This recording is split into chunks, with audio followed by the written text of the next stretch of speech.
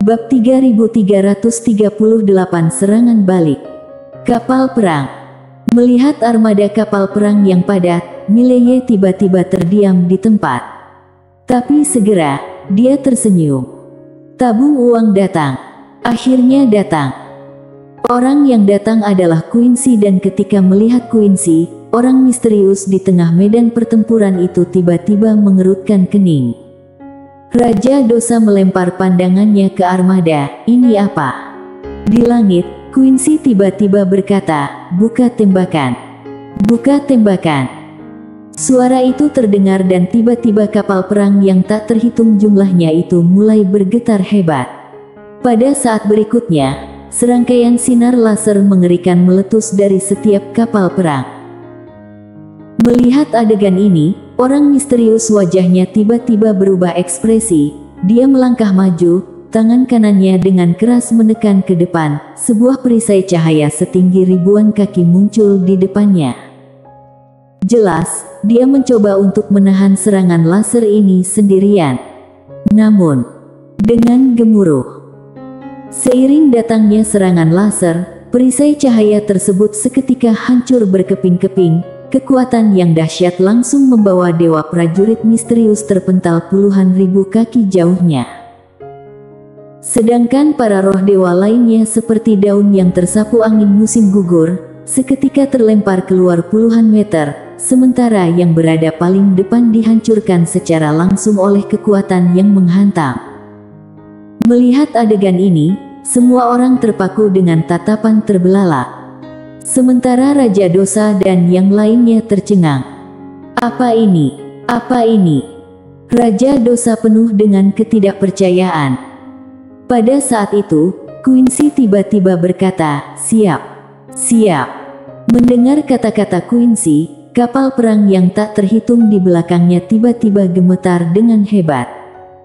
Melihat adegan ini, wajah orang misterius seketika berubah pucat. Mundur. Mundur. Setelah suara itu terdengar, dia bersama sekelompok roh dewa segera berbalik dan melarikan diri.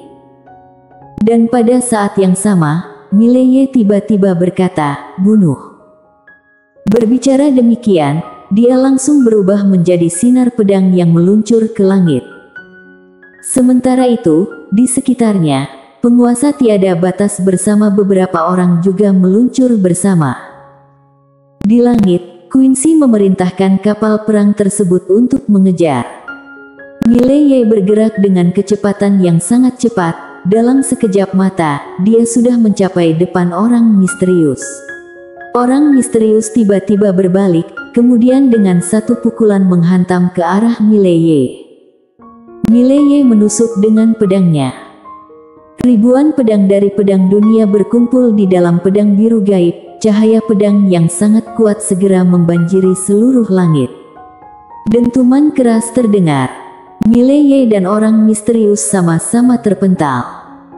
Orang misterius menatap Mileye, hendak menyerang, tetapi pada saat itu, sejumlah besar sinar laser langsung meledak ke arah mereka.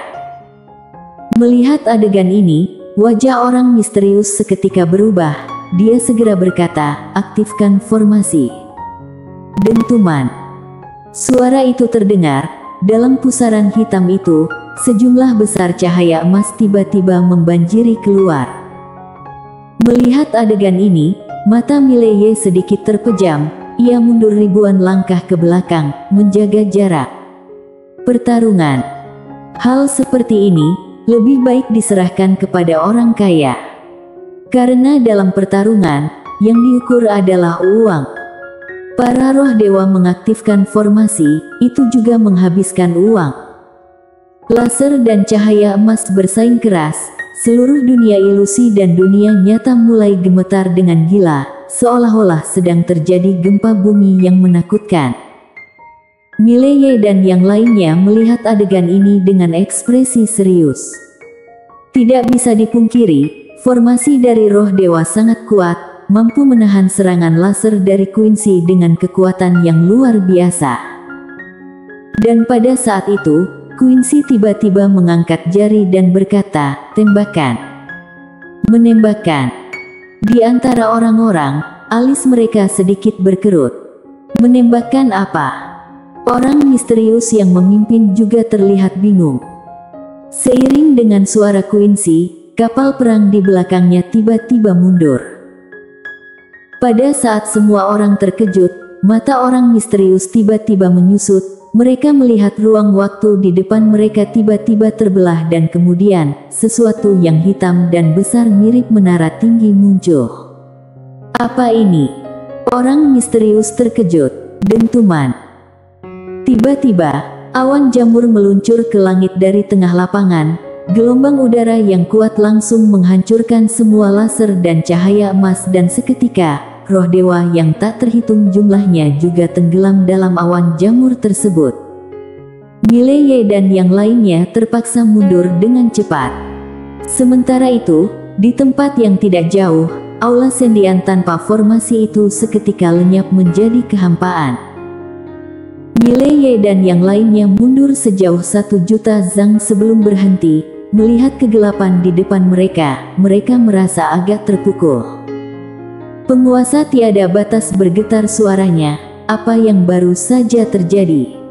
Mileye menggelengkan kepala. Dia tahu bahwa ini pasti merupakan hasil penelitian baru dari orang kaya. Kekuatan itu benar-benar luar biasa. Ini membuatnya merasa kurang bersemangat untuk melanjutkan latihannya. Untungnya orang kaya ini adalah orang dalam kelompok mereka. Jika tidak, mungkin butuh 3 pedang baru bisa mengatasi. Pada saat itu, Quincy tiba-tiba muncul tidak jauh dari Mileye. Dia tersenyum, Mileye tersenyum, Quincy berbalik melihat ke arah yang tidak jauh. Di sana, sebagian besar roh dewa telah hancur, tetapi roh mereka yang hancur mulai perlahan-lahan berkumpul lagi. Melihat adegan ini, ekspresi Mileye dan yang lainnya menjadi serius. Pemimpin orang misterius dan yang lainnya terus menatap Mileye dengan tajam. Mereka selamat, tetapi semuanya menderita luka parah. Ini sungguh di luar dugaan. Pada saat itu, Raja Dosa tiba-tiba gemetar dan berkata, tidak pernah terpikirkan bahwa di dunia ini juga ada yang bermain dengan ilmu teknologi seperti ini. Sungguh di luar batas. Apakah mungkin ini berasal dari pihak kita? Tepat pada saat itu, Quincy tiba-tiba mengangkat jari dan berkata, siap. Mendengar kata-kata Quincy, wajah orang misterius seketika berubah, mundur. Kali ini, dia tidak menunggu roh dewa untuk bangkit kembali, langsung membawa roh dewa yang masih hidup dan berbalik untuk melarikan diri. Di tengah lapangan, puluhan ribu roh dewa masih perlahan-lahan pulih. Mileye membuka telapak tangannya dan pedang biru gaib langsung terbang keluar. Menelan. Di medan pertempuran, pedang biru gaib dengan ganas menelan roh dewa. Saat ini, hanya pedang biru gaib yang mampu benar-benar membunuh entitas roh dewa ini. Melihat pedang biru gaib menelan roh dewa, ekspresi penguasa tiada batas dan yang lainnya sangat serius. Meskipun pedang biru gaib dapat membunuh roh dewa ini, namun hanya pedang biru gaib yang mampu melakukannya. Dan Mileye sendirian tidak dapat mengatasi semuanya. Terutama karena pedang biru gaib memakan jiwa, itu membutuhkan sedikit waktu. Pusing. Pada saat itu, Quincy tiba-tiba berkata, untuk mengalahkan mereka, kita harus dapat membunuh tubuh utama mereka. Jika tidak, mereka akan terus bangkit dan kita akan terkuras habis. Mileye mengangguk, kali ini mereka mundur, tetapi berikutnya, pasti akan ada lebih banyak dan lebih kuat. Tak berujung seperti itu. Ladian tiba-tiba berkata, apakah kita bisa melancarkan serangan balik? Serangan balik. Setelah mendengar itu, semua orang terdiam. Jujur saja, terus-menerus bertahan membuat semuanya merasa tidak nyaman. Pada saat itu, Kaisar Dewa dari alam ilusi tiba-tiba berkata, sebenarnya, kita tidak dapat mencapai dunia mereka sama sekali. Beberapa orang menatap Kaisar Dewa Alam Ilusi dan Kaisar Dewa Alam Ilusi berbicara dengan suara serius. Pada masa itu, kami juga berpikir untuk melakukan serangan balik, bahkan sampai menyusup ke pintu gerbang alam asli, yang kemudian disebut sebagai medan perang alam ilusi sejati. Di sana, kami terlibat dalam pertempuran terakhir dengan mereka. Namun, mereka terus bertambah banyak dan yang lebih parah, mereka bisa bangkit kembali terus-menerus. Akhirnya, kami tidak punya pilihan selain mundur kembali ke aula sendian alam ilusi dan mengandalkan berbagai formasi untuk bertahan dan melakukan serangan balik. Mileye berkata dengan serius, medan perang ilusi dan kenyataan. Kaisar Dewa dari alam ilusi mengangguk. Saat itu, medan perang ada dua, satu di sini, dan satu lagi adalah medan perang ilusi dan kenyataan. Di sana, kami melakukan pertempuran terakhir dengan mereka. Kami berharap dapat menyerang dunia nyata dan memusnahkan mereka dalam satu serangan, tetapi tidak dapat dipungkiri. Sambil berbicara, dia menggelengkan kepala sedikit tanpa melanjutkan. Pertempuran itu menjadi satu-satunya upaya serangan balik oleh alam ilusi dan juga menjadi yang terakhir. Setelahnya, alam ilusi hanya bisa mempertahankan diri secara pasif saat menghadapi alam asli. Jika pada akhirnya bukan karena pemilik besar kebenaran agung yang bergabung, alam ilusi sudah pasti akan hancur. Setelah pemilik besar kebenaran agung bergabung, meskipun mereka tidak dapat sepenuhnya membunuh roh dewa, mereka dapat menyegel roh dewa tersebut. Pada saat itu, Quincy tiba-tiba menatap Mileye, maukah kita melancarkan serangan balik? Mileye diam sejenak, lalu menatap langit bintang, serangan balik. Kaisar Dewa dari alam ilusi melihat ke Mileye, hanya kita. Mileye mengangguk, hanya kita. Kita harus melakukan sesuatu.